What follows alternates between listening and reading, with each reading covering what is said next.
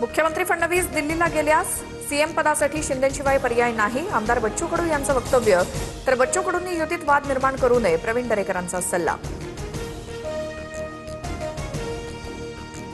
फडणवीस केंद्रात गेल्यास बावनकुळेंकडे सूत्र येतील, स्वतः फडणवीस त्यांची शिफारस करतील. शिंदे पुन्हा सीएम होणार नाहीत, संजय राऊतांची भविष्यवाणी. मुख्यमंत्री फडणवीसांकडून दिल्लीला जाणार असल्याच्या चर्चांची खिल्ली. मी परवाच दिल्लीला जाऊन आलो, फडणवीसांचं मिश्किल वक्तव्य.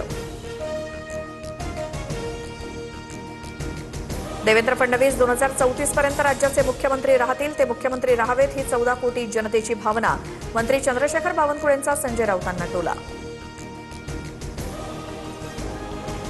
पिंपरीतील मोशीमध्ये अद्यापही 6 जण ढिगाऱ्याखालीच. दुर्घटनेत आतापर्यंत 3 जणांचा मृत्यू तर 14 जणांची सुखरूप सुटका. मुख्यमंत्री फडणवीसांकडून पुण्यामध्ये दुर्घटनेचा आढावा.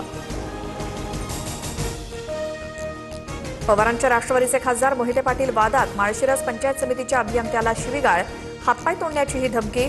सोशल मीडियात ऑडिओ क्लिप व्हायरल. अयोध्येतील राम मंदिरात देणगी मोजणाऱ्या 23 कर्मचाऱ्यांचा एकाच वेळी राजीनामा. आरोप आणि मोजणीचा ताण वाढल्यामुळे कर्मचाऱ्यांची सोडचिठ्ठी.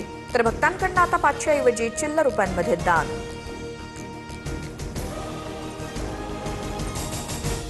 संत तुकोबा आणि ज्ञानेश्वर माऊलींची पालखी पुण्यातून पंढरपूरच्या दिशेनं मार्गस्थ. दिवे घाटात भक्ती, निसर्ग आणि वारकऱ्यांचा अप्रतिम संगम. ज्ञानोबांच्या पालखीचा सासवडमध्ये, तुकोबांच्या पालखीचा लोणी काळभोरमध्ये मुक्काम.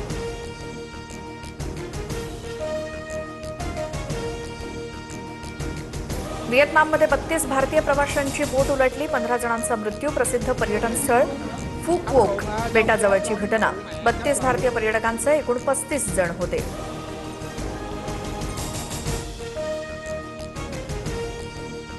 पश्चिम विदर्भात बोगस सोयाबीन बियाणांमुळे दुबार पेरणीचं संकट. पेरणीनंतर सोयाबीन उगवलंच नसल्याच्या तब्बल 2382 तक्रारी. संबंधित कंपनीवरती कठोर कारवाई करण्याची शेतकऱ्यांची मागणी.